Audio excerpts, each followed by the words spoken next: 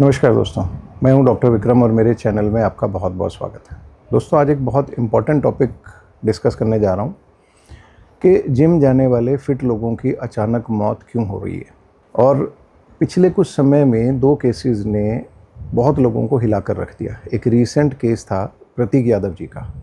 वो सिर्फ 38 ईयर्स के थे, फिटनेस से जुड़े हुए थे, जिम बिजनेस से जुड़े हुए थे और बाहर से एक active, strong, healthy looking person लगते थे। लेकिन रिपोर्ट्स के अनुसार उनकी मौत पल्मोनरी थ्रोम्बो एम्बोलिज्म की वजह से हुई है।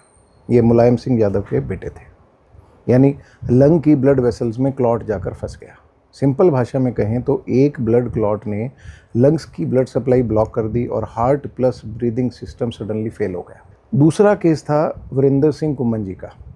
ये इंसिडेंटली मेरे हेयर ट्रांसप्लांट के क्लाइंट भी रहे हैं और इनके साथ बहुत बार बॉडी बिल्डिंग को लेके, हेल्थ को लेके, सप्लीमेंट्स को लेके काफ़ी डिस्कशंस होती रहती थी, हेल्दी डिस्कशंस होती थी। इनको ब्रेकियल प्लेक्सस की इंजरी भी हुई थी, बट उससे बहुत अच्छे से रिकवर कर गए थे।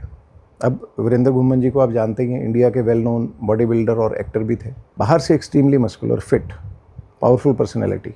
रिपोर्ट्स के अनुसार शोल्डर सर्जरी के बाद उन्हें सडन कार्डियक एरिथमिया हुआ। एरिथमिया मतलब हार्ट की जो रिदम थी वो बिगड़ गई और कार्डियक अरेस्ट के बाद उनकी मौत हो गई। बाद में इन्वेस्टिगेशन में pre operative assessment, ECG changes, anaesthesia और मेडिकल मैनेजमेंट को लेकर काफ़ी सवाल उठे। अब मैं यहाँ ये नहीं कह रहा कि इन दो केसेस में जिम ही कॉज था, ऐसा बोलना मेडिकली गलत होगा, लेकिन ये दोनों केसेस में हमें एक अनकंफर्टेबल ट्रुथ दिखता है। मसल्स कैमरे पे दिखती हैं, हार्ट रिदम कैमरे पर नहीं दिखती, ईसीजी चेंजेस कैमरे पर नहीं दिखते, ब्लड क्लॉटिंग टेंडेंसी कैमरे पर नहीं दिखती।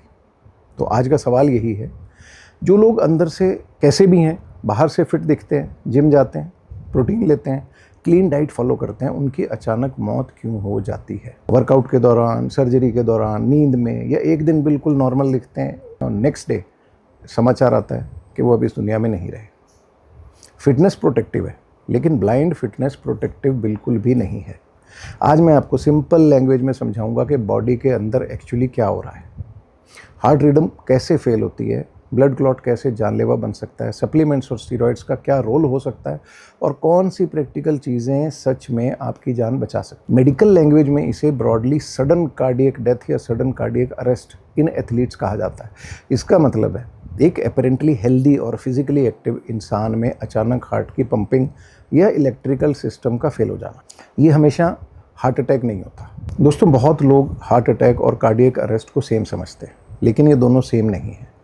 हार्ट अटैक में यूजुअली हार्ट की आर्टरी ब्लॉक होती है, लेकिन कार्डियक अरेस्ट में हार्ट की इलेक्ट्रिकल सिस्टम सडनली क्योटिक हो जाता है, यानी कि जो हार्ट की इलेक्ट्रिकल सप्लाई है उसके अंदर बहुत सारे ब्लॉकेजेस आ जाते हैं। हार्ट धड़क तो रहा होता है, लेकिन इफेक्टिव पंप नहीं कर पा रहा होता। इसे वेंट्रिकुलर फिब्रिलेशन या डेंजरस एरिथमिया भी कहा जाता है। यंग एथलीट्स में ये रेयर है, लेकिन जब होता है तो बहुत शॉकिंग होता है, क्योंकि बाहर से इंसान सबसे हेल्दी दिख रहा होता है। इंडिया में प्रॉब्लम ये है कि कई सडन डेथ्स में प्रॉपर कार्डियक वर्कअप नहीं होता, ऑटोप्सी नहीं होती, पोस्टमार्टम में हमें एक्चुअल रीज़न समझ में नहीं आते, जेनेटिक टेस्टिंग नहीं होती, क्लॉट इन्वेस्टिगेशन नहीं होती और रिजल्ट कॉज ऑफ डेथ बस हार्ट अटैक लिख दिया जाता है। जबकि एक्चुअल रीज़न एरिथमिया हो सकता है, कार्डियोमायोपैथी हो सकती है, पल्मोनरी एम्बोलिज्म हो सकता है, स्टिमुलेंट यूज़ हो सकता है, स्टीरॉयड रिलेटेड कॉम्प्लिकेशन हो सकता है, या एनेस्थीसिया रिलेटेड ट्रिगर भी हो सकता है। और एक बात क्लियर है, risk young to middle age males में ही ज़्यादा देखा जाता है, स्पेशली उन लोगों में जो एग्रेसिव ट्रेनिंग करते हैं, हैवी लिफ्टिंग करते हैं, स्टिमुलेंट प्री वर्कआउट्स लेते हैं या एनाबॉलिक स्टीरॉइड्स यूज़ करते हैं। लेकिन ये सिर्फ बॉडी बिल्डर्स की प्रॉब्लम नहीं है।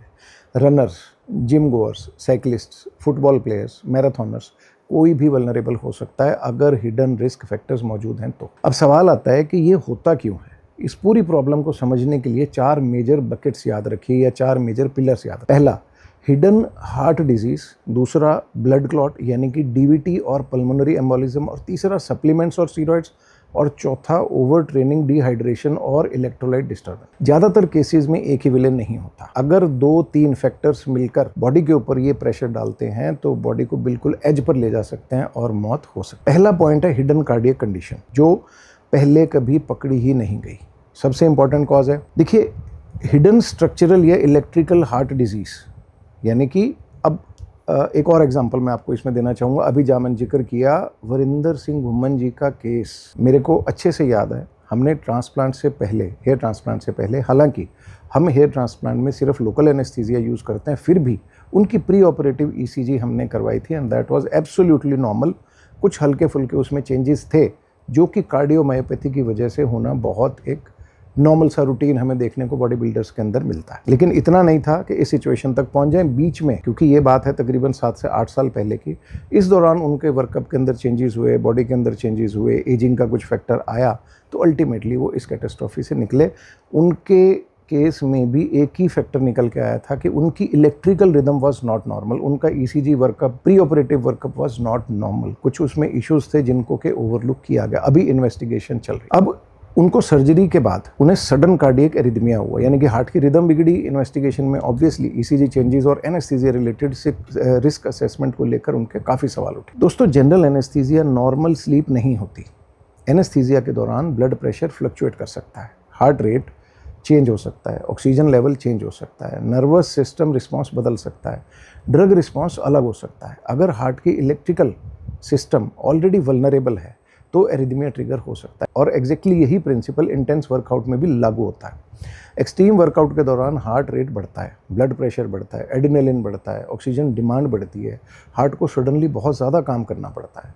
अगर अंदर कोई हिडन प्रॉब्लम है तो वही वर्कआउट ट्रिगर बन सकता है। एक कंडीशन है हाइपरट्रॉफिक कार्डियोमायोपैथी, जिसका मैंने अभी जिक्र किया, शॉर्ट में HCM बोलते हैं इसको। इसमें हार्ट की वॉल जो है वो एबनॉर्मली थिक हो जाती है, मोटी हो जाती है। कई केसेस में ये जेनेटिक प्रॉब्लम भी होती है, बट प्रॉब्लम ये है कि इंसान नॉर्मल लाइफ में बिल्कुल ठीक लग रहा होता है, डेली काम कर रहा होता है, जिम जा रहा होता है, कोई सिम्टम नहीं, लेकिन जब एक्सट्रीम वर्कआउट होता है तो थिकन्ड हार्ट वॉल, हार्ट की वॉल इतनी थिक है कि उसके अंदर प्रॉपर ब्लड सप्लाई नहीं पहुंच रही होती है और हार्ट की खुद की वेसल्स कंस्ट्रिक्शन की वजह से दब जाती हैं, ब्लॉक हो जाती हैं, प्रॉपर सप्लाई नहीं पहुंचती, जिसकी वजह से हार्ट का इलेक्ट्रिकल सिस्टम जो है वो अनस्टेबल हो जाता है और डेंजरस एरिथमिया ट्रिगर हो सकता है।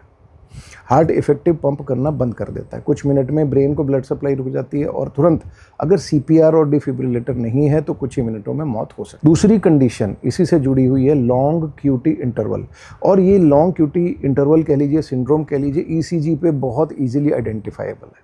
आगे मैं बताऊंगा कि आपको कैसे इन चीज़ों से बचाव करना है। इसमें क्या होता है कि हार्ट की इलेक्ट्रिकल रिकवरी टाइम, यानी कि एक बार कंस्ट्रिक्ट करने के बाद हार्ट का जो रिलैक्सेशन टाइम है उसमें दिक्कत होती है। तो इंटेंस एक्सर्शन या इमोशनल स्ट्रेस, डिहाइड्रेशन या कुछ मेडिसिन्स भी इस एरिथमिया को ट्रिगर कर सकती है। तीसरी कंडीशन है WPW सिंड्रोम, यानी कि वॉल्फ पार्किंसन वाइट सिंड्रोम। इसमें हार्ट में एक्स्ट्रा इलेक्ट्रिकल पाथवेज होता है, यानी कि आपके घर की नॉर्मल जो पावर की सप्लाई है, इसको ऐसे समझ लीजिए, उसके अलावा भी कुछ शॉर्ट सर्किट्स हैं जिसकी वजह से कि आपके घर की सप्लाई में फ्लिकरिंग हो सकती है। और WPW सिंड्रोम में भी अगर बहुत ज़्यादा हार्ट के ऊपर प्रेशर आता है तो सडन फास्ट रिदम पैदा हो सकती है उन एक्स्ट्रा पाथवेज की वजह से।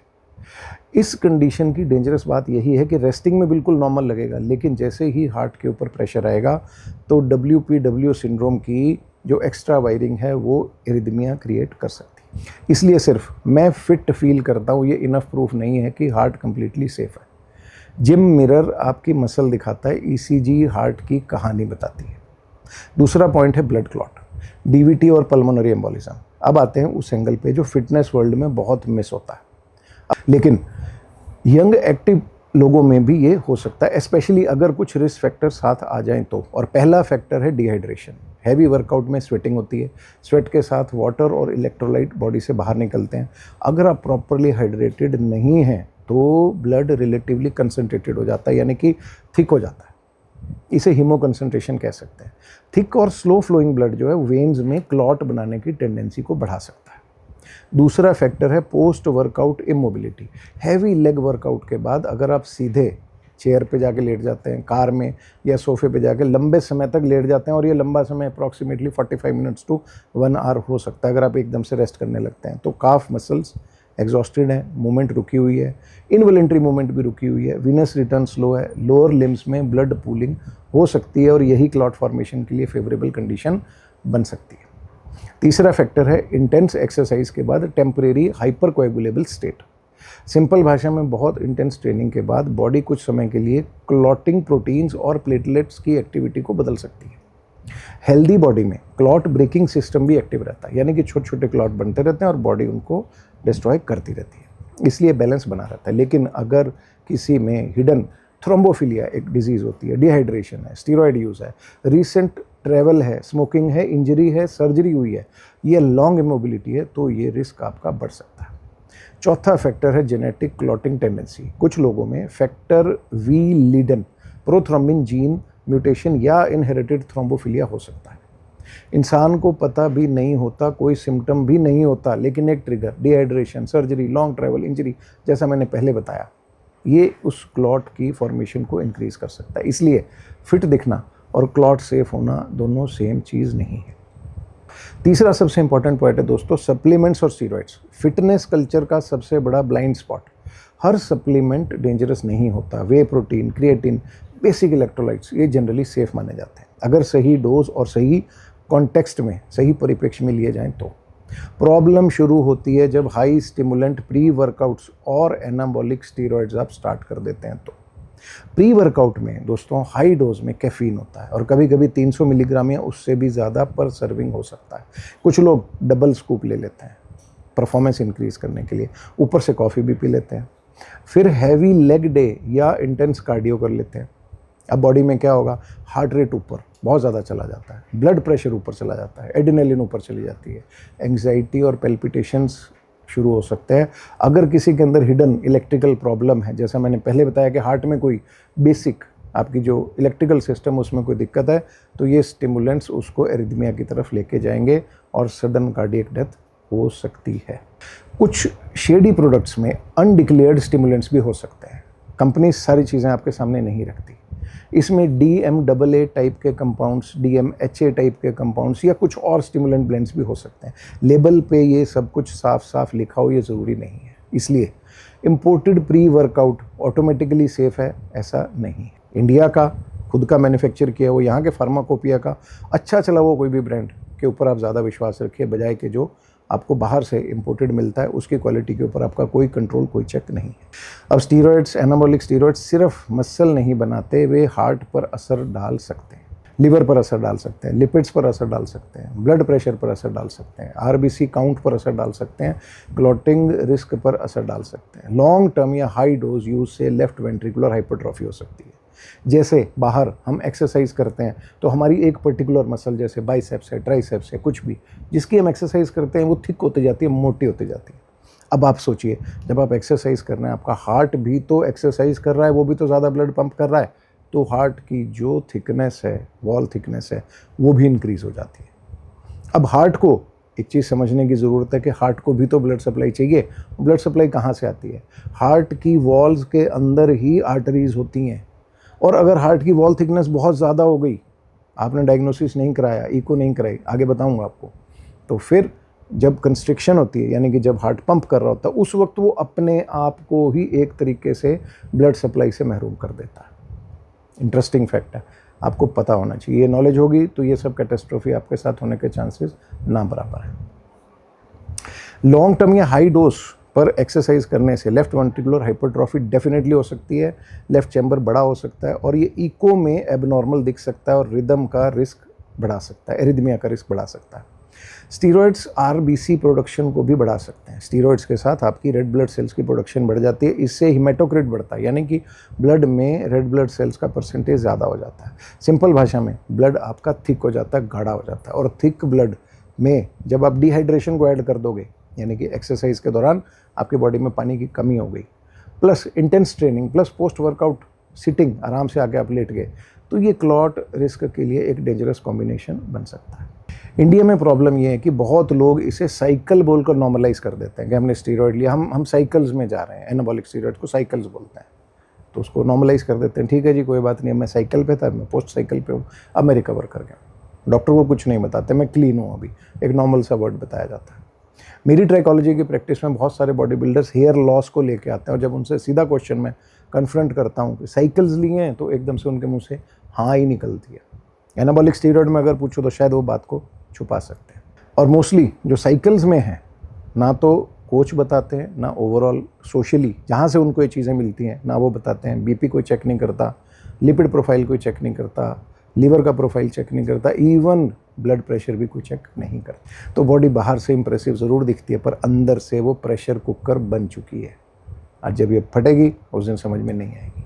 चौथा पॉइंट है ओवर ट्रेनिंग, डिहाइड्रेशन और इलेक्ट्रोलाइट का डिस्टर्बेंस। ट्रेनिंग अच्छी है लेकिन रिकवरी के बिना ट्रेनिंग शरीर के लिए ग्रोथ सिग्नल नहीं बल्कि डैमेज का सिग्नल बन जाती है। इंटेंस वर्कआउट में स्वेटिंग होती है, स्वेट के बाद वाटर और इलेक्ट्रोलाइट्स आपकी बॉडी में से निकल जाते हैं। सोडियम, पोटेशियम, मैग्नीशियम, ये सब आपके पसीने में से निकल जाता है। अगर हाइड्रेशन ख़राब है, पानी आपने प्रॉपर नहीं पिया, एक दिन का 4 से 6 लीटर के बीच में आप नहीं पी रहे हैं, डाइट आपकी ख़राब है, फास्ट फूड के ऊपर चल रहे हैं, बीच बीच में कुछ हेल्दी खा लिया, जिम के आसपास प्रोटीन ले लिया, स्लीप आपकी ख़राब है और फिर भी रोज़ हैवी वर्कआउट कर रहे हैं, तो बॉडी अनस्टेबल होगी ही होगी। इलेक्ट्रोलाइट्स हार्ट की इलेक्ट्रिकल रिदम के लिए बहुत इंपॉर्टेंट है। पोटेशियम लो हो जाए, मैग्नीशियम लो हो जाए, सोडियम सेवेरली डिस्टर्ब्ड हो जाए तो एरिथमिया होगा ही होगा, इसे कोई प्रिवेंट नहीं कर सकता। सीवियर केसेस में रेब्डोमायोलिसिस भी हो सकता है। इसमें मसल सेल्स टूटकर ब्लड स्ट्रीम में कंटेंट्स को रिलीज कर देते हैं। समझिए कि आप डेली अपने बाइसेप्स के पीछे पड़ गए और डेली उसको बहुत बुरे तरीके से ट्रेन कर रहे हैं तो मसल्स टूट के, सोचिए मसल को इतना प्रेशर दे दिया, ऊपर से स्टिमुलेंट लिया, वो टूट के आपके ब्लड के अंदर ही अपना कचरा मसल ने फेंकना शुरू कर दिया। और ये जब रिलीज होते हैं तो आपकी किडनी स्ट्रेस में आ जाती है। पोटेशियम डेंजरस लेवल तक हाई हो सकता है, यानी कि बात सिर्फ लो पोटेशियम की नहीं है, हाई पोटेशियम भी आपको दिक्कत कर सकता है इनडायरेक्टली। सो हमेशा इंटेंस ट्रेनिंग अगर आपको करनी है तो मेडिकली अवेयर गुरु के साथ मिलके ही कीजिए। अब इलेक्ट्रोलाइट डिस्टर्बेंस जैसा मैंने बताया किसी भी डायरेक्शन में डेंजरस हो सकता है। हाइपोकैलेमिया यानी कि पोटेशियम लो या पोटेशियम हाई, बहुत सिचुएशन में आपको डेंजरस सिचुएशन में ये डाल सकता है। अब वार्निंग सिग्नल्स हमेशा याद रखना। वर्कआउट के बाद अनयूजुअली सिवियर मसल पेन, बहुत ज़्यादा आपको दर्द फील हो रहा है, एक्सट्रीम वीकनेस फील हो रही है और यूरिन के अंदर आपको रेड कलर दिख रहा है या कोला जैसा कलर दिख रहा है, कोल्ड ड्रिंक कोक जैसा कलर दिख रहा है, बहुत ज़्यादा स्वेलिंग हो गई है किसी मसल के अंदर, आपको थोड़ा सा डिजीनेस लग रही है, नींद जैसा लग रहा है, हार्ट की धड़कन बहुत ज़्यादा फील हो रही है और ब्रेन में कुछ कन्फ्यूजन हो रहा है, पकड़ नहीं पा रहे हो, कह रहे हो क्या रहा है मेरे साथ, तो ये नॉर्मल प्रॉब्लम नहीं है, कुछ ना कुछ आपके साथ भयंकर होने वाला है। इंटेंस वर्कआउट डेज पे ये होना बहुत आसान और इजी चीज़ है। अब सबसे इम्पॉर्टेंट पार्ट प्रिवेंशन। डरना नहीं चाहिए, ये सब चीज़ें मैंने आपको इसलिए बताई हैं कि आपको एटलीस्ट वीडियो देखने के बाद ये समझ में आएगी कि ये समस्याएं भी हो सकती हैं। आपको डरना नहीं है, अवेयर होना है। फिटनेस छोड़नी नहीं है, फिटनेस को इंटेलिजेंटली अपने साथ लेके चलना है। अब सबसे पहले क्या करना है आपको, कार्डियक स्क्रीनिंग यानी कि हार्ट की स्क्रीनिंग पहले चेक करें, उसके बाद फिर एक्सट्रीम ट्रेनिंग। अगर आप 30 साल से ऊपर हैं और एग्रेसिव ट्रेनिंग करने जा रहे हैं तो कार्डियक स्क्रीनिंग आपके लिए मस्ट है। अगर आप ऑलरेडी हैवी लिफ्टिंग कर रहे हैं, एंड्योरेंस ट्रेनिंग कर रहे हैं, मैराथन कर रहे हैं, क्रॉसफिट टाइप वर्कआउट कर रहे हैं तो बेसिक कार्डियक स्क्रीनिंग करवाइए। इसके लिए सबसे पहली है आपकी 12 लीड ईसीजी। ईसीजी एक बहुत सिंपल सा टेस्ट है, 200-400 रुपये में कहीं पे भी हो जाता है। सरकारी सेटअप में, प्राइवेट में जाएंगे तकरीबन 2000 के आसपास इसका खर्चा आएगा। ईसीजी में आजकल ऑटोमेटेड रिपोर्ट्स आ रही है, लॉन्ग क्यूटी अगर आपको सामने दिख रहा है, WPW दिख रहा है, कंडक्शन डिफेक्ट दिख रहे हैं और रिदम में कुछ डिस्टर्बेंस आ रही है तो ये एक बहुत बड़ा रेड फ्लैग है। आपको बहुत इंटेंस ट्रेनिंग नहीं करनी अनलेस एंड अनटिल आप एक कार्डियोलॉजिस्ट से मिलकर कुछ अपना प्लान बना लें। तो वीरेंद्र घुमन जी के केस में यही लेसन मिलता है कि ईसीजी सिर्फ एक कागज़ नहीं है, कभी कभी वही पेपर वार्निंग आपको दे रहा होता है। दूसरा टेस्ट है 2D इकोग्राम, इको जिसको हम रूटीन भाषा में इको कह देते हैं। ये बेसिकली हार्ट का अल्ट्रासाउंड होता है। इससे हार्ट वॉल की थिकनेस, कितनी मोटी आपकी हार्ट की वॉल है, पंपिंग का फंक्शन कैसा है, वाल कैसे हैं आपके, वेल्व्स होते हैं हार्ट में, 4 वेल्व्स होते हैं जो हार्ट के अंदर होते हैं और 2 वेल्व्स होते हैं जो आर्टरीज के साथ जुड़े, टोटल 6 वेल्व होते हैं, अलग अलग इनकी फॉर्मेशंस होती है। ये सारा सब चीज़ें आपको 2D इको के अंदर एब्सोल्युटली क्लैरिटी से दिख सकती है, कोई बहुत महंगा टेस्ट नहीं है। अगर फैमिली में किसी को यंग एज में अचानक मौत हुई है, अनएक्सप्लेन्ड फेंटिंग हुई है, किसी को इनहेरिटेड हार्ट डिजीज़ है, या आपको वर्कआउट के बीच में chest tightness, dizziness, fainting, palpitation या अनयूजुअल ब्रेथलेसनेस होती है तो ये ऑप्शनल नहीं है, ये आपको करवाना ही पड़ेगा। इसे इग्नोर करना एक स्टुपिडिटी है। और हाँ, सिर्फ स्टेथोस्कोप से कुछ रूल आउट नहीं होता, मरमर ज़रूर सुनाई दे जाती है, नॉर्मल कार्डियोलॉजिस्ट ने देख लिया तो इको बहुत ज़रूरी है। ईसीजी और इको का कोई भी सब्स्टिट्यूट नहीं है इंटेंस वर्कआउट से पहले। दूसरा प्रिवेंशन पॉइंट है डीवीटी और पल्मोनरी एम्बोलिज्म। इसको समझिए। खासतौर पे लेग डे के बाद काफ पेन कॉमन है, उसे DOMS कहते हैं, यानी कि डिलेड ऑनसेट मस्कुलर सोरनेस। यानी कि आज आपने एक्सरसाइज करी है किसी भी मसल ग्रुप की, खासतौर पे काव्स या लोअर लेग्स, एक दिन छोड़ के उससे अगले दिन आपको उसमें सोरनेस आएगी, पेन होगी। That is the point where muscle is recovering. और यूजुअली ये सोरनेस दोनों लेग्स में होती है, डिपेंडिंग अपॉन आपका कौन सा मसल हैवी है। मूवमेंट से आपको स्टिफनेस फील होगी और 2-3 दिन में इंप्रूवमेंट फील होती है। लेकिन डीवीटी में सिचुएशन अलग होगी। क्या होएगा कि एक ही पैर में ज़्यादा पेन, काफ की स्वेलिंग, यानी कि जो अगर काफ मसल आपकी समझते हैं, पिंडलियाँ जिसको बोलते हैं, उसमें स्वेलिंग होगी, स्किन रेड दिख रही है आपको और टाइट दिख रही है, तो ये समझ लो कि डीवीटी स्टार्ट हो गया। पेन वो एबनॉर्मल सोरनेस जैसा आपको दिखाई देगा। अगर आप रूटीन में जिम जाते हैं तो आपको पता है कि मसल सोरनेस अगर हमने एक्टिविटी करी है तो कैसी होती है, और ये वाली सोरनेस या ये पेन किस तरीके की है। तो डीवीटी को बड़ा इजीली पहचाना जा सकता है। इसको ऐसे नहीं समझेंगे कि आज शायद मेरा जोर ज़्यादा लग गया तो मेरी काफ मसल के अंदर आज पेन कुछ थोड़ा एक्स्ट्रा हो रहा है, let me wait for 12 hours. 12 घंटे में तो ये अपना काम कर देगा। अगर आपने बहुत लंबा ट्रैवल किया है, एयर ट्रैवल किया है, 12 से 14 घंटे तक आप बैठ के आपने ट्रैवल किया है इकोनॉमी क्लास के अंदर, पैर आपके लटके रहे हैं 14 घंटे तक और उनको फ्लैट होने का समय नहीं मिला, अगेन एक रिस्क फैक्टर है। डिहाइड्रेशन, पानी नहीं पिया आपने, अब लॉन्ग ट्रैवल के बाद आए और आप सीधा जिम में घुस गए और आपने पूरा स्ट्रॉन्ग वर्कआउट कर दिया, लेग्स का डिहाइड्रेटेड है आप, लॉन्ग आपकी हिस्ट्री है, स्टीरॉयड का कुछ यूज़ चल रहा है, स्मोकिंग है, सर्जरी है और फैमिली में क्लॉट की हिस्ट्री है, तो डीवीटी के चांसेस 99% आपके आसपास घूम रहे हैं। अब डीवीटी को मसाज नहीं करनी है। अगर सोरनेस होगी आपकी काफ मसल में, काफ मसल से डीवीटी बनता है, डीप उससे, डीप वेन से, तो उसकी आपने मसाज नहीं करनी है। मसाज करोगे तो वो आपने क्लॉट को और डिसलॉज कर दिया और विद इन 15 मिनट्स आपको ब्रेथलेसनेस स्टार्ट हो जाएगी। सस्पिशन अगर है तो डॉक्टर को ज़रूर दिखाओ। पल्मोनरी एम्बोलिज्म के साइन और भी सीरियस होते हैं। अगर ये क्लॉट वहाँ से डिसलॉज होके पिंडली से नीचे से निकल के, काफ मसल से निकल के अगर चेस्ट तक पहुँच गया तो ब्रेथलेसनेस, आपको सांस चढ़ेगा और ये आपको पोस्ट जिम हो सकता है। और आप इसको ऐसे एनालाइज कर सकते हो कि शायद आज मेरा वर्कआउट ज़्यादा था, लेकिन अगर काफ में सोरनेस है, बहुत ज़्यादा रेडनेस है, स्वेलिंग है, टाइटनेस है, उसके बाद अगर आपको ब्रेथनेसलेस हो रही है तो इसका मतलब वहाँ से कुछ क्लॉट निकल के अब आपकी चेस्ट में पहुँच चुके हैं। पेन हो रहा है अगर आपको, जो कि ब्रीदिंग से बढ़ रहा है, सांस लेने से इंक्रीज़ होता है वो पेन, खांसी आ रही है और फेंटिंग हो रही है, हल्का सा डिजीनेस फील कर रहे हैं, चक्कर आ रहा है और हार्ट रेट सडनली बहुत तेज़ हो गया, तो ये 100% आपका जो डीवीटी था अब वो चेस्ट में पहुंच चुका है। तीसरा प्रिवेंशन पॉइंट है pre workout supplements. Simple rule याद रखो, प्री वर्कआउट कोई मैजिक नहीं है। ये नहीं है कि आपने 2 शॉट्स लगा लिए, 3 लगा लिया, अब आपकी परफॉर्मेंस धुआंधार हो जाएगी। नहीं, ये आपके लिए बहुत डेंजरस है। तो प्री वर्कआउट बेसिकली स्टिमुलेंट्स है। अगर एक सर्विंग में कैफीन 200 मिलीग्राम से ज़्यादा है तो सावधान हो जाओ। और अगर कैफीन सेंसिटिव अगर आप हैं, यानी कि कॉफ़ी पीने के बाद आपको हार्ट रेट बढ़ता है, बीपी बढ़ता है, तो आपको प्री वर्कआउट लेना ही नहीं है। थायराइड का इशू है, आपको नहीं लेना। एंग्जाइटी, स्लीप की प्रॉब्लम है, आपको कैफीन एब्सोल्युटली बंद रखनी है। आपकी फैमिली हिस्ट्री अगर इस तरीके की, कार्डियक इशूज़ की, तो भी कैफीन आपको सोच समझ के लेनी है। पहले उसका बॉडी पे आप इफेक्ट ज़रूर देख लीजिए। अगर कहीं आपको लेबल पे DMAA, DMHA, एफेड्रा ये सब लिखा हुआ मिल जाए तो उस स्टिमुलेंट से बिल्कुल दूर रहिए। शेडी ब्रांड्स जिनके ऊपर के बहुत ज़्यादा डिटेल नहीं लिखी होती, सिर्फ मसल्स दिखाई होती हैं और ये दिखाया होता है कि कुछ भी, उसके ऊपर टैगलाइन अच्छी सी लिखी होगी, बिल्कुल दूर रहिए।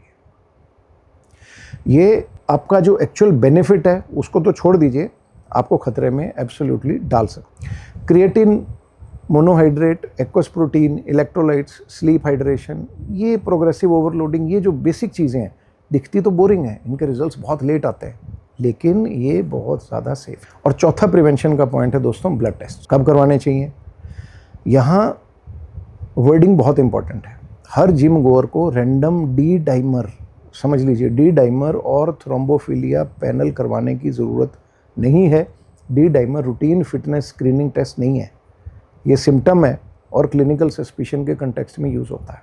बहुत सारे डॉक्टर्स डी डाइमर लिख देते हैं, लेकिन अगर आपको अनएक्सप्लेन्ड लेग स्वेलिंग है, सडन ब्रेथलेसनेस है, चेस्ट पेन है या क्लॉट का सस्पिशन है, तो doctor D dimer, Doppler, ultrasound, CT, pulmonary angiography जैसे टेस्ट आपके लिए लिख सकते हैं। या अगर आप ऐसी सिटी में रहते हैं जहाँ ये सब चीज़ें नहीं हैं या कोई बहुत अवेयर डॉक्टर नहीं है, तो आप खुद भी अपने डॉक्टर को सजेस्ट कर सकते हैं कि मुझे ये सब टेस्ट करवाने हैं। CBC विद हेमाटोक्रिट यूज़फुल है, स्पेशली अगर आप एनाबॉलिक स्टीरॉयड्स, टेस्टोस्टेरोन, सार्म या कोई हार्मोनल कंपाउंड यूज़ कर रहे हैं तो। लीवर फंक्शन टेस्ट बहुत ज़्यादा ज़रूरी है।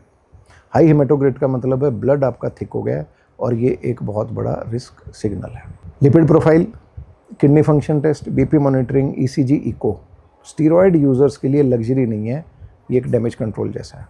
थ्रोम्बोफिलिया पैनल जैसे कि factor V Leiden, prothrombin gene mutation, routine सबको नहीं चाहिए, लेकिन अगर फैमिली में यंग एज में क्लॉट हुआ है यंग एज में सडन डेथ की हिस्ट्री है, स्ट्रोक हुआ है, पल्मोनरी एम्बोलिज्म हुआ है, तो रिकरेंट मिसकैरेजेस की हिस्ट्री है किसी फीमेल को, अनएक्सप्लेन्ड डीवीटी हुआ है, या किसी को पल्मोनरी इस तरीके से एम्बोलिज्म हुआ, सांस की दिक्कत से मौत हुई है, तो ये ज़रूर करवाइए। और 5वां प्रिवेंशन है पोस्ट वर्कआउट इमोबिलिटी। छोटी हैबिट बड़ा फ़ायदा। इंटेंस वर्कआउट के बाद सीधे सोफ़ा, कार, चेयर में चिपक के नहीं बैठना। काफ मसल जिस दिन आपने करी है, लोअर लिम्ब को पंप किया है, चलते रहना है कम से कम एक्सरसाइज के बाद अप्रॉक्सीमेटली 35 to 40 मिनट्स आपको मूवमेंट रखनी है। चल के जाइए आप जिम से अपने घर तक इफ पॉसिबल। काफ की कॉन्ट्रैक्शन होने दीजिए जिससे कि वेन्स जो हैं ओपन रहें और ब्लड आपका ऊपर की तरफ पुश होता रहे। जब आप हैवी वर्कआउट के बाद बिल्कुल स्टिल होकर सो जाते हैं तो वीनस रिटर्न स्लो हो जाएगा और डीवीटी होने के चांसेस बहुत बढ़ जाते हैं, जैसा कि प्रोबेबली ये यादव जी के केस में हुआ है। सिंपल हैबिट रखो, वर्कआउट के बाद 5 से 10 मिनट कूल डाउन वॉक करनी ज़रूरी है। हर 45 से 60 मिनट में उठकर 3 से 5 मिनट ज़रूर चलो। लॉन्ग सिटिंग के बाद एंकल रोटेशन और काफ की रेस ज़रूर करनी है। हैवी लेग डे के बाद हाइड्रेशन और इलेक्ट्रोलाइट्स। ये ग्लैमरस नहीं है लेकिन इफेक्टिव हुआ। छठा प्रिवेंशन पॉइंट है स्टीरॉइड्स के बारे में। डॉक्टर से झूठ मत बोलो, ये सबसे प्रैक्टिकल बात है। डॉक्टर जज करने नहीं बैठे, लेकिन अगर आप छुपाओगे तो डॉक्टर रॉन्ग डायग्नोसिस करेंगे। आप बोलोगे बस वे लेता हूँ, लेकिन अंदर testosterone, tren, oral compound, SARM, fat burner ये सब चल रहा है, तो आप अपना ही ट्रीटमेंट ख़राब कर रहे हैं। अगर आप एनाबॉलिक कंपाउंड यूज़ कर रहे हैं या करने की सोच रहे हैं तो कम से कम बेसलाइन वर्कअप ज़रूर करवाओ। BP, ECG, 2D echo, CBC with haematocrit, lipid profile, liver function test, steroid related LVH, बहुत सारे टेस्ट हैं इसके। आप अगर हमें मैसेज में, आप कमेंट्स में अगर लिखेंगे तो पूरे टेस्ट की लिस्ट में नीचे PDF के अंदर आपको डाल दूंगा, और वहाँ से आप देख के अगर हैवी इंटेंस वर्कआउट करना चाहते हैं तो वहाँ से आप लिस्ट लेके ये सब चीज़ें अपने इन्वेस्टिगेट करवा सकते। अब फाइनल मैसेज, प्रतीक यादव जी के केस ने हमें क्लॉटिंग का रिस्क याद दिलाया। वरिंदर जी के केस में हमें हार्ट रिदम और मेडिकल स्क्रीनिंग का इंपॉर्टेंस याद दिलाया। दोनों केसेस का एग्जैक्ट मेडिकल डिटेल अलग है, लेकिन लेसन एक ही है।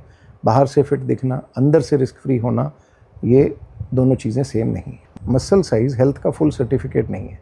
6 पैक का मतलब आर्टरीज, रिदम, ब्लड केमिस्ट्री और क्लॉटिंग ये सब परफेक्ट है, ऐसा नहीं है।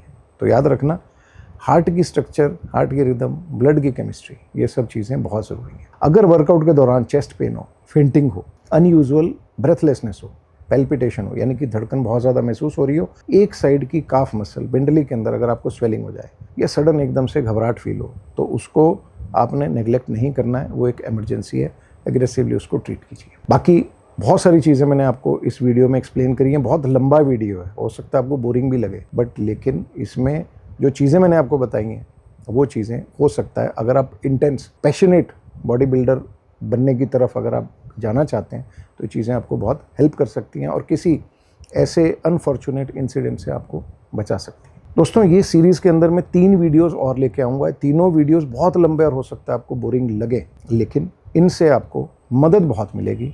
नेक्स्ट वीडियो के अंदर एग्जैक्ट प्रोटोकॉल, कैसे मसल को डेवलप किया जाए उसके बारे में, क्या साइंस है, कितना वर्कआउट का ड्यूरेशन होना चाहिए और कितना बीच में गैप रखना चाहिए, और मसल ग्रोथ के लिए आपको ओवरऑल प्रोटीन चाहिए कितना। कोई 0.8 बता रहा है, कोई 1.5 बता रहा है, कोई 2 तक भी बता रहा है पर केजी बॉडी वेट, लेकिन सच्चाई क्या है, इन सब चीज़ों का मैं आपको नेक्स्ट वीडियो में जवाब दूंगा। कौन कौन से ब्लड टेस्ट आपको करवाने चाहिए जिनके बाद आप बिंदास होके प्रोटीन इस्तेमाल कर सकते हो, वर्कआउट कर सकते हो। अगर ये सब चीज़ें ठीक है तो नॉर्मल वर्कआउट 30 मिनट से लेकर 45 मिनट का आप जैसा चाहें कर सकते हैं, बट मैं उस चीज़ की बात कर रहा हूँ जो प्रोफेशनल बॉडी बिल्डर्स या जिम गोअर्स, जो रेगुलर पैशनेट, जिसको कहते हैं कि पागलपन की हद तक फिटनेस फ्रीक्स जो हैं, उन लोगों के लिए इस सीरीज़ के अंदर बहुत सारी चीज़ें आपको समझने को मिलेंगी और फ्यूचर में आपको इसमें बहुत मदद मिलेगी। PDF में नीचे डाल रहा हूँ कौन से टेस्ट आपको करवाने चाहिए अगर आप एक पैशनेट बॉडी बिल्डर बनना चाहते हैं, प्रोफेशनल बॉडी बिल्डर बनना चाहते हैं, तो उस PDF के अनुसार अपने टेस्ट करवाइए। Stay safe, stay blessed. अगले वीडियो में आपको एक नए प्रोटोकॉल के साथ मिलता हूँ। वीडियो में एंड तक बने रहने के लिए आपका बहुत बहुत धन्यवाद।